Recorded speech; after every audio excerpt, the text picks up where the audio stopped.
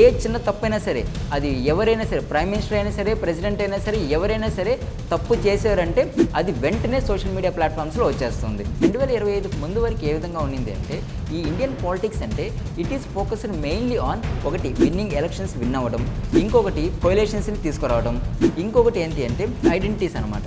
అంటే ఐడెంటిటీ మీద ఉండడం, లేదా ఒక లీడర్ని బేస్ చేసుకుని మొత్తం పార్టీని విన్ చేయించడం. ప్రజలు కేవలం ఒక సబ్జెక్ట్స్ కాదు, ప్రజలు కూడా పరిపాలన ఒక భాగస్వామ్యం అనేసి కూడా నేర్చుకుంది. 2026లో భారతదేశ పరిపాలన అనేది ఇంకా బెటర్ అవ్వాలంటే ఏం చేంజెస్ తీసుకురావాలి? ఈ యొక్క స్టేక్ హోల్డర్స్ యొక్క కన్సెన్సస్ని అడ్రస్ చేయకపోవడం వల్ల మళ్ళీ వాటి యొక్క యాక్ట్స్ని రివోక్ చేసుకోవాల్సిన పరిస్థితి వస్తుంది. పార్లమెంట్ అనేది కేవలం లా మేకింగ్ బాడీ మాత్రమే కాదు, it is a moral theatre of democracy.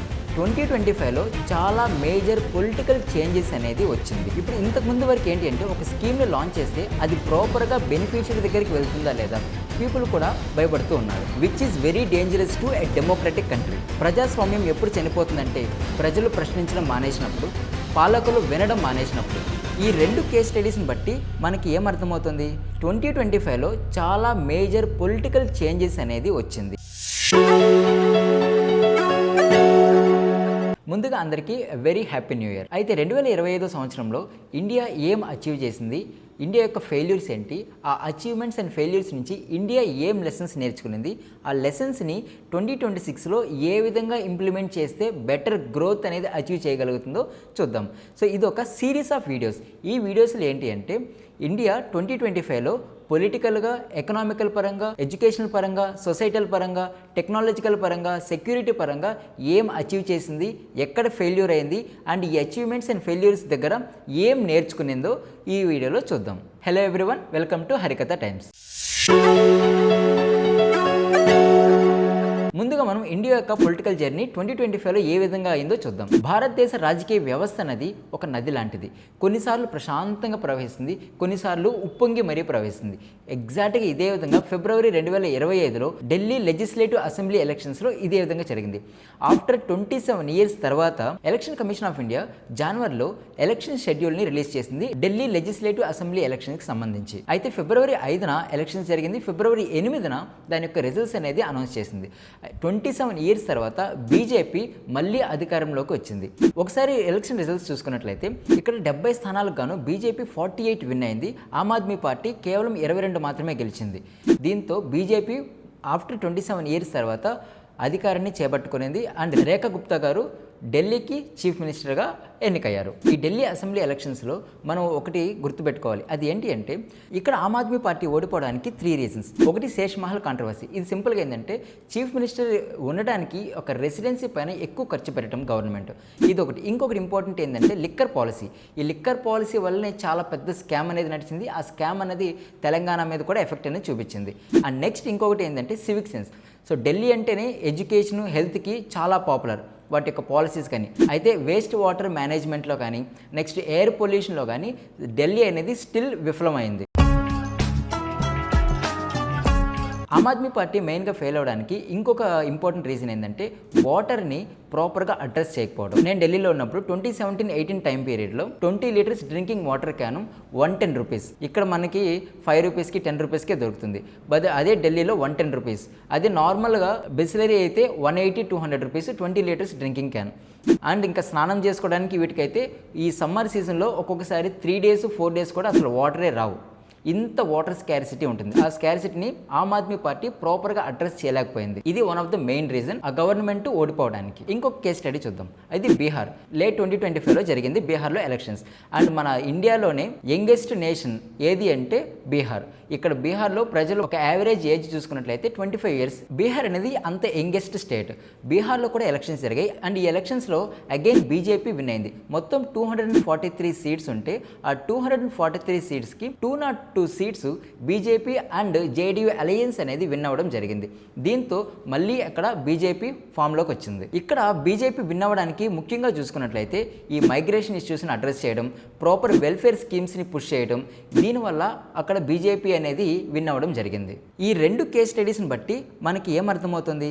2025లో చాలా మేజర్ పొలిటికల్ చేంజెస్ అనేది వచ్చింది. 2025 ముందు వరకు ఏ విధంగా ఉన్నింది అంటే ఈ ఇండియన్ పాలిటిక్స్ అంటే it is focused mainly on ఒకటి విన్నింగ్ ఎలక్షన్స్ విన్ అవ్వడం, ఇంకొకటి కోయలేషన్స్ని తీసుకురావడం, ఇంకొకటి ఏంటి అంటే ఐడెంటిటీస్ అనమాట. అంటే ఐడెంటిటీ మీద ఉండడం, లేదా ఒక లీడర్ని బేస్ చేసుకుని మొత్తం పార్టీని విన్ చేయించడం, ఈ విధంగా ఉన్నది. లేదా ఆ పార్టీ యొక్క ఐడియాలజీని బేస్ చేసుకుని విన్ అవ్వడం, ఈ విధంగా ఉన్నది. 2025 సంవత్సరంలో సిటిజన్స్లో చాలా అవేర్నెస్ వచ్చింది. అది ఏ విధంగా అంటే కేవలం ఒక పార్టీనో లేకుంటే ఒక లీడర్నో కాకుండా అసలు ఈ పార్టీ మనకి ఏం చేస్తుంది, అది వెల్ఫేర్ స్కీమ్స్లో కానీ లేకుంటే ఇంకేదైనా పాలసీస్ తీసుకురావడంలో ఇది ఎంతవరకు మనకి హెల్ప్ చేస్తుంది, లేదా ఇండిపెండెంట్ ఇన్స్టిట్యూషన్స్ అనేవి ఏవైతే ఉన్నాయో అవి ప్రాపర్గా వర్క్ అవుతున్నాయా లేదా, కోర్ట్స్ జడ్జిమెంట్స్ ప్రాపర్గా ఇస్తుందా లేదా, మొత్తం ఇన్స్టిట్యూషన్స్ అన్నీ కూడా పీపుల్ యొక్క గ్రోత్కి ఏ విధంగా హెల్ప్ చేస్తున్నాయి అనే ధోరణిను ఆలోచించడం మొదలుపెట్టింది. ఇండియా యొక్క major political and governance achievements ఏంటి అని చూసుకున్నట్లయితే one of the major achievement వచ్చి డిజిటల్ పబ్లిక్ ఇన్ఫ్రాస్ట్రక్చర్ని ప్రాపర్గా యూజ్ చేయడం. ఇప్పుడు ఇంతకు ముందు వరకు ఏంటి అంటే ఒక స్కీమ్ని లాంచ్ చేస్తే అది ప్రాపర్గా బెనిఫిషియరీ దగ్గరికి వెళ్తుందా లేదా, ప్రాపర్ టార్గెట్ ఆడియన్స్ని ఎవరైతే ఉన్నారో వాళ్ళకి రీచ్ అవుతుందా లేదా అనే చాలా డౌట్స్ అనేది ఉంది. ఎప్పుడైతే డిజిటల్ రెవల్యూషన్ స్టార్ట్ అయిందో ఒక స్కీమ్ లాంచ్ చేస్తే ఆ స్కీమ్లోని బెనిఫిట్స్ ఎగ్జాక్ట్గా టార్గెట్ ఆడియన్స్ రీచ్ అయ్యేంత వరకు మనం ట్రాక్ చేసే కెపాసిటీ బిల్డింగ్ అనేది పెరిగింది. దీని ద్వారా ఈ సబ్సిడీ లీకేజెస్ అనేది రెడ్యూస్ అయినాయి, ఇంప్రూవ్మెంట్ అనేది కూడా ఇంక్రీజ్ అయింది, ఎఫిషియన్సీ ఇంక్రీజ్ అయింది, పీపుల్ యొక్క పార్టిసిపేషన్ ఇంక్రీజ్ అయింది, అథెంటికేషన్ కూడా ఇంక్రీజ్ అయింది. దీంతో ఈ యొక్క బ్రైబరీ అనేది, కరప్షన్ అనేది కొంతవరకు అయితే తగ్గింది. ఒకవేళ ఇంకేమన్నా జరుగుతుంది అంటే టెక్నాలజీ అనేది కొన్ని సెక్టార్స్కి మాత్రమే పరిమితమైంది. ఇప్పుడు ఈ డిజిటల్ రెవల్యూషన్ వల్ల ఏంటి అంటే ఆఫీసర్స్ కానీ, పాలిటీషియన్స్ కానీ, బిజినెస్ పర్సన్స్ కానీ ఎవరైనా సరే తప్పు చేయాలంటే భయపడుతున్నారు. ఎందుకు? అంత అగ్రెసివ్గా ఉంది ప్రజెంట్ ఉన్న డిజిటల్ రెవల్యూషన్. ఏ చిన్న తప్పైనా సరే, అది ఎవరైనా సరే, ప్రైమ్ మినిస్టర్ అయినా సరే, ప్రెసిడెంట్ అయినా సరే, ఎవరైనా సరే తప్పు చేశారంటే అది వెంటనే సోషల్ మీడియా ప్లాట్ఫామ్స్లో వచ్చేస్తుంది. ఇక్కడ సిటిజన్స్ చాలా చాలా అలర్ట్గా ఉంటున్నారు ఈ మధ్యన. ఇంతకుముందు వరకు కోడ్స్ అంటే కానీ, కోర్ట్ డేటాస్ అంటే కానీ, లేకుంటే బడ్జెట్స్ వచ్చినా, ఎకనామిక్ సర్వేస్ వచ్చినా కూడా దాన్ని ఏ విధంగా చదవాలి, దాంట్లో ఉన్న అర్థాలు కూడా ఏమీ తెలియకుండా ఉండేది. బట్ ఎప్పుడైతే డిజిటల్ రెవల్యూషన్ వచ్చిందో దీంతో ఈచ్ అండ్ ఎవ్రీ దాన్ని కోర్టు జడ్జిమెంట్స్ని చదువుతున్నారు, ఆర్టీఐ అంటే రైట్ ఇన్ఫర్మేషన్ అప్లై చేసి అక్కడ నుంచి ఇన్ఫర్మేషన్ తీసుకుంటున్నారు, గవర్నమెంట్ వెబ్సైట్స్ని చదువుతున్నారు. సో పీపుల్లో ఎక్కువ అవేర్నెస్ అనేది రావడం జరిగింది దీనివల్ల. ఇప్పటివరకు డెమోక్రసీ అంటేనే డెమోక్రసీకి 3 పిల్లర్స్ అంటారు. ఒకటి లెజిస్లేటివ్, ఇంకొకటి ఎగ్జిక్యూటివ్, ఇంకొకటి జ్యుడిషియరీ. కానీ ఇప్పుడు ఈ టెక్నాలజీ అనేది ఒక 4th పిల్లర్ లాగా తయారైంది. ఇప్పటివరకు పొలిటికల్ చేంజెస్, అదేవిధంగా అచీవ్మెంట్స్ చూసాం. కానీ ఇప్పుడు స్ట్రక్చరల్ ఫెయిల్యూర్స్ ఏందో చూద్దాం. ఫెయిల్యూర్కి సంబంధించి చూసుకున్నట్లయితే మోస్ట్ కన్సర్నింగ్ ఫ్యాక్టర్ ఏంటి అంటే పార్లమెంట్ అనేది కేవలం లా మేకింగ్ బాడీ మాత్రమే కాదు, it is a moral theatre of democracy. సింపుల్గా ఏంటి అంటే ఒక లా అనేది యాక్ట్గా మారాలంటే ఇప్పుడు ఎడ్యుకేషన్కి సంబంధించిన బిల్లు ఉంది, ఆ బిల్లుని లోక్సభలో ప్రవేశపెడతాం. ఎప్పుడైతే ప్రవేశపెడతామో ఆ బిల్లు పైన ప్రాపర్గా డిస్కషన్ జరుగుతుంది. డిస్కషన్ అయిన తర్వాత ఓటింగ్ జరుగుతుంది. ఒకవేళ ఓటింగ్ అని పాస్ అయ్యిందంటే అక్కడి నుంచి రాజ్యసభకి వెళ్తుంది. రాజ్యసభలో కూడా డిస్కషన్ జరుగుతుంది, మళ్ళీ ఓటింగ్ జరుగుతుంది. ఆ ఓటింగ్ కూడా పాస్ అయిన తర్వాత అక్కడ నుంచి ప్రెసిడెంట్ యొక్క ఆమోదం దగ్గరికి వెళ్తుంది. వన్స్ ప్రెసిడెంట్ కానీ దానికి అసెంట్ అంటే ఆమోదం కానీ ఇచ్చేసారంటే అప్పుడు ఆ బిల్ అనేది యాక్ట్గా మారుతుంది. ఒక్కసారి యాక్ట్గా మారింది అంటే అది ఇంప్లిమెంటేషన్ చేయడానికి రెడీగా ఉన్నట్టు అర్థం. అయితే ఇక్కడ ప్రాబ్లం ఏంటంటే ఈ 2025లో చూసుకున్నట్లయితే ఈ పార్లమెంటరీ సెషన్స్లో ఎక్కువ బిల్స్ అనేది యాక్ట్గా మారాయి. అంటే డిస్కషన్ అనేది తగ్గిపోయింది. ఈ ఎప్పుడైతే డిస్కషన్ తగ్గిపోతుందో అపోజిషన్ వీక్గా ఉంది అని అర్థం. అండ్ ఇంకొకటి పీపుల్ యొక్క కన్సెన్సస్ అనేది ప్రాపర్గా అడ్రస్ చేయలేదు అని అర్థం. ఏదో హడావిడిగా చేసేది కాదు ఈ యొక్క బిల్స్ అనేది. ఒకసారి బిల్ అనేది యాక్ట్గా మారింది అంటే దాని ఇంకా డైరెక్ట్ ఇంప్లిమెంటేషన్లోకి వచ్చేస్తుంది. కాబట్టి ప్రతి ఒక్క అంశం పైన చాలా చాలా సీరియస్ డిస్కషన్ అనేది జరపాలి. కానీ ఇదే ఈ 2025లో జరగలేదు. సో అందుకే చాలా వరకు బిల్స్ యాక్ట్గా మారుతున్నాయి. యాక్ట్స్ అనేది ఎప్పుడైతే ఇంప్లిమెంట్ అవుతున్నాయో అప్పుడు అగైన్ అవి ఈ యొక్క స్టేక్ హోల్డర్స్ యొక్క కన్సెన్సస్ని అడ్రస్ చేయకపోవడం వల్ల మళ్ళీ వాటి యొక్క యాక్ట్స్ని రివోక్ చేసుకోవాల్సిన పరిస్థితి వస్తుంది.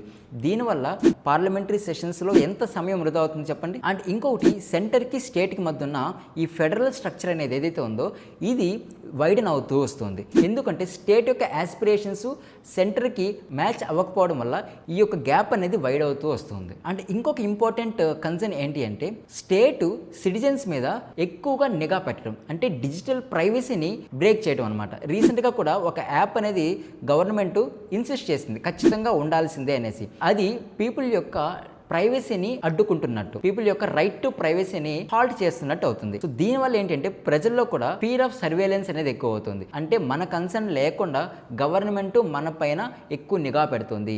లైక్ వాట్సాప్ మెసేజ్లు చదవడం కానీ, టెలిగ్రామ్ మెసేజ్లు చదవడం కానీ, అదర్ సోషల్ మీడియా కంట్రోల్ అనేది గవర్నమెంట్ చేతికి వెళ్ళిపోతుందేమో, మన యొక్క ఫ్రీడమ్ ఆఫ్ ఎక్స్ప్రెషన్ని తగ్గించేస్తుంది, మన యొక్క ఫ్రీడమ్ ఆఫ్ డిజిటల్ రైట్ని ఆపేస్తుంది అనేసి పీపుల్ కూడా భయపడుతూ ఉన్నారు. Which is very dangerous to a democratic country.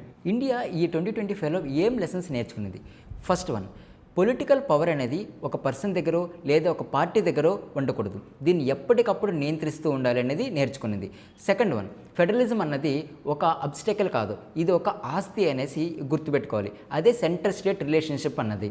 Next, technology అన్నది ఎప్పుడూ కూడా డిటరెన్స్ కాదు. టెక్నాలజీ వల్ల గవర్నెన్స్ యొక్క స్ట్రక్చర్ అంటే పరిపాలన అన్నది ఎప్పుడు కూడా సాఫీ అవుతుంది అన్నది తెలుసుకునింది.